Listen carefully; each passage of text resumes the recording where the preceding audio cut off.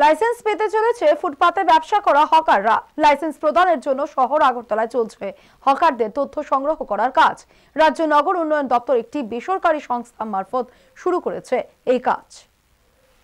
রাস্তার ধারে যুগ যুগ ধরে ব্যবসা করে আসছেন রাজ্যের হাজার হাজার ফুটপাত ব্যবসায়ী বা হকাররা।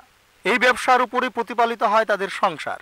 কিন্তু এই ব্যবসার বৈধতা না থাকায় নগর সংস্থাগুলির মারফত প্রায় সময়ই করা হতো তাদের উচ্ছেদ। শাস্তি হিসাবে দিতে হতো মোটা টাকার জরিমানা।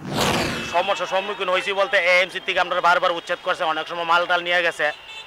হ্যাঁ, বা আমরা যদি কর্মকর্তার কাছে গেছি বা ঊর্ধ্বতন কর্তৃপক্ষের কাছে গেছি, তারাও কইছে যে তোমরা লাইসেন্স নাই, কিছু নাই, তোমরা গিয়ে ফুটপাতে বউ করে চলাচলের মানুষ চলাচলের রাস্তা তোমরা বসো কেন, তোমাদের কোনো স্বীকৃত নাই। সেই দিন বোধহয় শেষ হতে চলেছে এখন।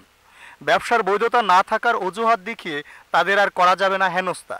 হকার লাইসেন্স প্রদান করার উদ্দেশ্যে রাজ্য নগর উন্নয়ন দপ্তর কলকাতার একটি বেসরকারি সংস্থা মারফত সংগ্রহ করছেন হকারদের তথ্য। উদ্দেশ্যটা হচ্ছে যে vendor licence, hawker licence issue করা। ওদেরকে হকার লাইসেন্স, যেমন গভর্নমেন্ট যারা এখানে জুতের জায়গায় ব্যবসা করে ওদেরকে তো ট্রেড লাইসেন্স দেওয়া হয়, তো যারা খাসের জায়গা বা হকারের ভিতরে তাদেরকে তো কোনো লাইসেন্স ইস্যু করা হয় না। সেটা দিলে এটা আপনার ভেন্ডার লাইসেন্স ইস্যু করা হবে, যেটাকে হকার লাইসেন্স বলা হয়। এটাকে পিভিসি কার্ডের মাধ্যমে লাইসেন্স ইস্যু করা হবে। স্ট্যাটালিস্ট সিস্টেম নামে একটা কোম্পানি, কলকাতার বেসরকারি কোম্পানি, আমাদেরকে দায়িত্ব দিয়েছে আমাদের লোকাল ছেলেদেরকে যে সার্ভেটা করে ওদেরকে ভেন্ডিং লাইসেন্স ইস্যু করার জন্য।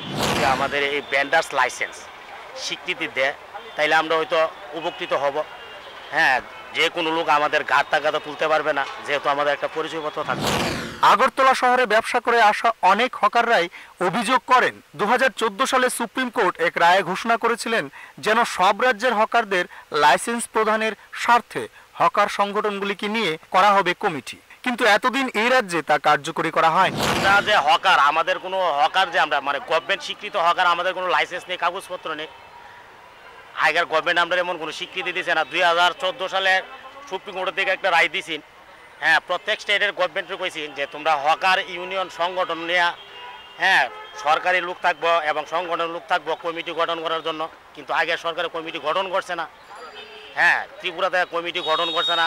এখন বর্তমান যে গভর্নমেন্ট আছে, এখন নতুন গভর্নমেন্ট কমিটি গঠন করছে, সুপ্রিম কোর্টের নিয়ম অনুযায়ী কমিটি গঠন করছে। এএমসিও এখন বাধ্য হয়েছে কমিটি গঠন করতে। যদি এই কাজ বাস্তব রূপ পায় তাহলে রাজ্যের হকারদের পেশাগত নিশ্চয়তা আসবে বলেই ধারণা অভিজ্ঞ মহলের। চন্দনশীলের বিশেষ প্রতিবেদন, টাইমস 24 নেটওয়ার্ক।